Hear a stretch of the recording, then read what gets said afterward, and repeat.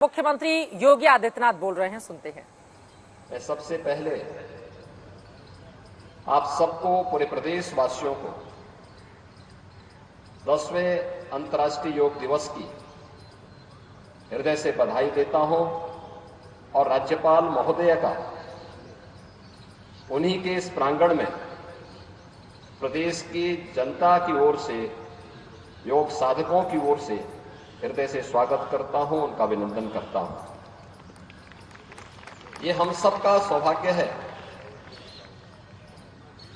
कि योग दिवस के अवसर पर हम अपनी विरासत का स्मरण करते हुए भारत की ऋषि परंपरा के प्रति श्रद्धान्वित होने का एक अवसर हम सब भारतवासियों को प्राप्त होता है।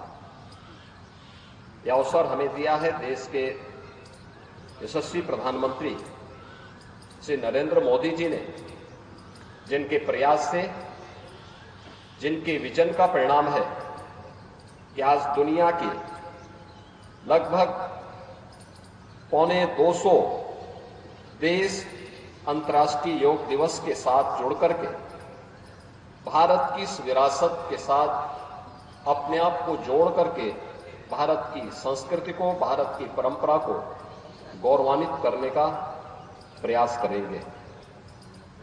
अपनी परंपरा के प्रति, अपने पूर्वजों के प्रति और अपनी विरासत के प्रति इससे बड़ा सम्मान दूसरा नहीं हो सकता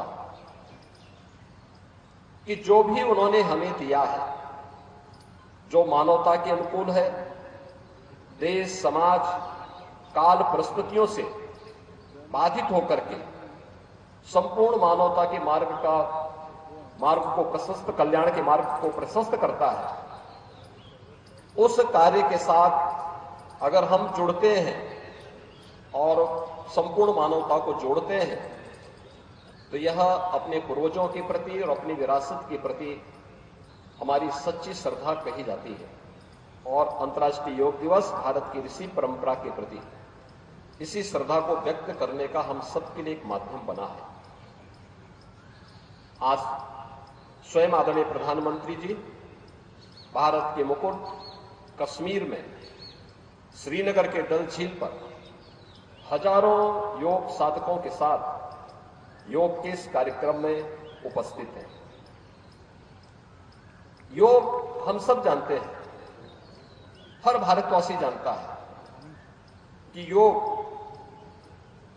एक संपूर्ण विधा है जो हमें शारीरिक और मानसिक रूप से एकजुट करता है। और आप देखें भारत की ऋषि परंपरा को, कितना उन लोगों के पास एक दूरदृष्टता थी, किस रूप में उन्होंने समाज को जोड़ा। धर्म को योग के साथ जोड़ने का एक अभिनव प्रयास किस रूप में हुआ। जब हम धर्म की बात करते हैं तो धर्म के दो हेतु हम सबके सामने देखने को मिलते हैं। एक है इस लोक में सांसारिक उत्कर्ष यानी विकास के लिए, खुशी के लिए, खुशहाली के लिए, ईज ऑफ लिविंग के लिए कार्य करना, और दूसरा है कि इस जन्म के बाद मोक्ष की प्राप्ति हो।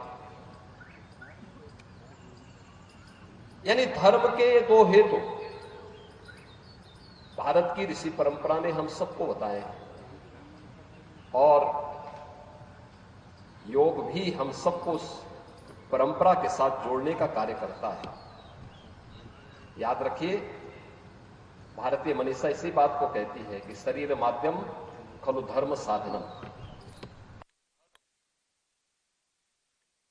भी पूर्ण हो सकते हैं जब ये शरीर आपका स्वस्थ हो, ये काया आपकी स्वस्थ हो। काया स्वस्थ है तो मन स्वयं ही स्वस्थ हो जाएगा। तो उन सभी साधनों को पूरा करने का माध्यम हमारे लिए सबसे अच्छा क्या है? योग है। हर उम्र के व्यक्ति के लिए अलग अलग प्रकार के योग की विधाएं, तो बालक हो, युवा हो, अधेड़ हो, बुजुर्ग हो, उन सब के लिए योग की उतनी क्रियाएं हैं, उतनी विधाएं हैं। वह उसका अभ्यास करके अपने को शारीरिक और मानसिक रूप से स्वस्थ रख सकता है और समाज या व्यक्ति या समाज और राष्ट्र अगर स्वस्थ है तो समुन्नत और सशक्त अपने आप ही हो सकता है। इसमें कोई संदेह नहीं। अंतर्राष्ट्रीय योग दिवस योग की जिस थीम के साथ आज पूरे देश और पूरी दुनिया के अंदर आयोजित हो रहा है वह हमें योग सबके लिए, यानी इसमें कोई भेद नहीं है, इसमें जाति का भेद नहीं है, क्षेत्र का नहीं है, भाषा का नहीं है, देश का नहीं है, काल का भेद नहीं है। अपने अपने अनुसार इस योग की विधा के साथ हर व्यक्ति जुड़ेगा। इसलिए आज हम सब इस अवसर पर यहां पर उपस्थित हुए हैं। आदरणीय प्रधानमंत्री जी ने सामूहिक योगाभ्यास के साथ जुड़ करके हम सबको इसके लिए जोड़ने का कार्य किया है और मेरा भी आप सभी से, प्रदेशवासियों से ही अपील होगी कि नियमित अभ्यास का हिस्सा इसको बनाएं, नियमित अभ्यास का हिस्सा बनाएं। देखें कि कैसे यह परिवर्तनकारी होगा।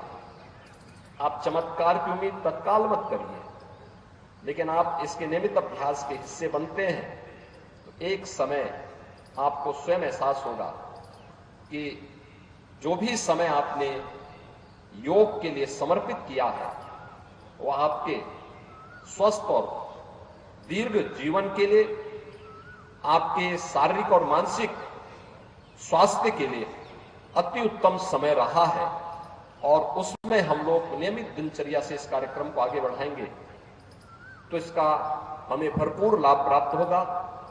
एक बार फिर से मैं आदरणीय राज्यपाल महोदया का 10वें अंतर्राष्ट्रीय योग दिवस के अवसर पर हृदय से मैं उनका स्वागत करता हूं, उनका अभिनंदन करता हूं।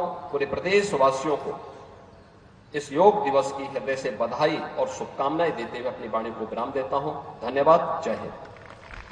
बहुत बहुत धन्यवाद माननीय मुख्यमंत्री महोदय।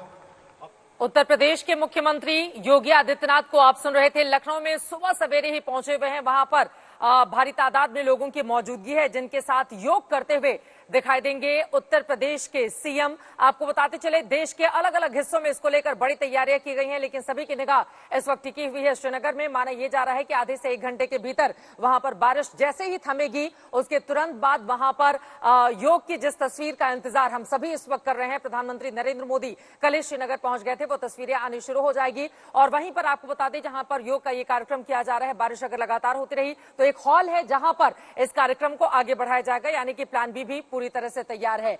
अलग अलग हिस्सों से आ रही है अलग अलग ये तस्वीरें हम आपको दिखा रहे हैं, चाहे वाघा बॉर्डर हो, देश का कोई भी हिस्सा हो। इस वक्त हमारे साथ जितेंद्र बहादुर सिंह भी राजधानी दिल्ली से जुड़ चुके हैं।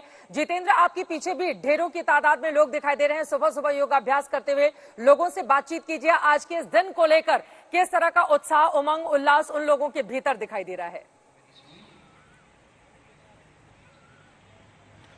बिल्कुल चित्रा, मैं दिल्ली के इस वक्त मिलेनियम पार्क में हूं और यहाँ का मौसम इस वक्त काफी सुहावना है। पिछले कुछ दिनों में हमने देखा कि दिल्ली में जिस तरीके का मौसम बना हुआ था, 45 डिग्री सेल्सियस के आसपास तापमान था, लेकिन आज सुबह से ही हल्के बादल छाए हुए हैं, जिसकी वजह से दिल्ली एनसीआर का मौसम काफी सुहावना हो गया। इस वजह से आप देखिए कि यहाँ पर जो योग करने के लिए लोग पहुंचे हुए हैं, अब से थोड़ी देर बाद यहाँ पर योगा करने के लिए खुद केंद्रीय मंत्री किरण रिजिजू यहाँ पर पहुंचेंगे और उसके बाद यहां पर एक भव्य आयोजन योगा को लेकर के किया जाएगा। ये जो मिलेनियम पार्क है चित्रा, ये गौतम बुद्धा पार्क के नाम से भी जाना जाता है और यहां पर आप देखिए कि जिस तरीके से जो स्तूप बना हुआ है, यहां पर ध्यान मुद्रा में खुद गौतम बुद्ध यहां पर दिखाई पड़ रहे हैं। यानी कि योग का जिस तरीके से शुरुआत परंपरागत तौर पर भारत में देखा गया, गौतम बुद्ध खुद यहां पर जिस तरीके से योग मुद्रा में दिखाई पड़ रहे हैं, तो ये एक भारत की प्राचीन परंपरा है और वो यहां पर दिखाई पड़ रही है। पिछले 10 सालों से जिस तरीके से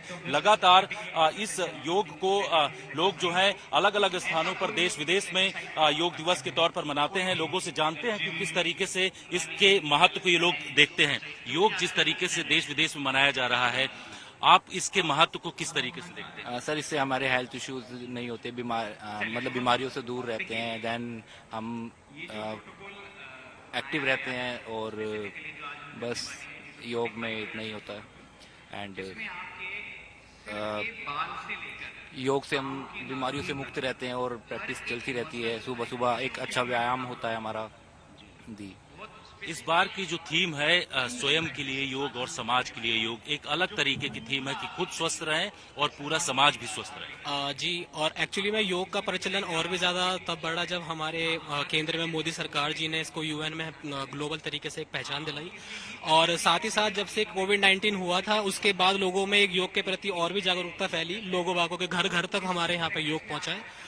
और जिस तरह से स्टेट गवर्नमेंट, सेंट्रल गवर्नमेंट योग को प्रोत्साहित कर रही है, हमें लगता है कि आगे आने वाले समय में इसमें और तरक्की होगी और लोग अच्छे स्वस्थ होंगे।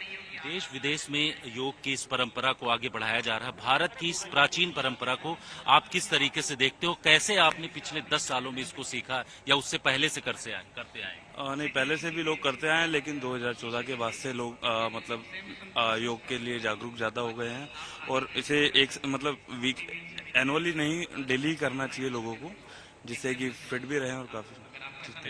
तो चित्रा, यहाँ पर जिस तरीके से लोगों का ये कहना है कि योग एक परंपरा है, प्राचीन तौर पर भारत में जिस तरीके से इस योग को आगे बढ़ाया गया, यहाँ पर आज इस मिलेनियम पार्क में भारी संख्या में लोग इकट्ठा हो रहे हैं। खुद केंद्रीय मंत्री यहाँ पर मौजूद रहेंगे और उसके बाद पिछले 10 सालों से जिस तरीके से इस योग की परंपरा को आगे बढ़ाया गया, 175 से ज्यादा देशों ने जब अंतर्राष्ट्रीय योग दिवस के तौर पर उस समय शुरुआत की थी 2014 में, तो उसके बाद से लगातार ये देखा जा रहा है कि कई देशों में इसको पूरी तरीके से लोगों ने अपने जीवन पद्धति में समाहित किया है। और इसका मतलब ये है कि अंतर्राष्ट्रीय योग दिवस के मौके पर लोग ज्यादा से ज्यादा संख्या में अलग अलग जगहों पर इकट्ठे भी हो रहे हैं। मिलेनियम पार्क में भी कुछ ऐसे ही लोगों की संख्या दिखाई पड़ रही है। अपने स्वास्थ्य को बेहतर बनाने के लिए, मन की शांति के लिए, सशक्तिकरण के लिए आप देखिए किस तरह से देश के अलग अलग हिस्सों में आज के इस कार्यक्रम को धूमधाम से मनाया जा रहा है और इसी पद्धति को लगातार लोग फॉलो भी करते रहते हैं।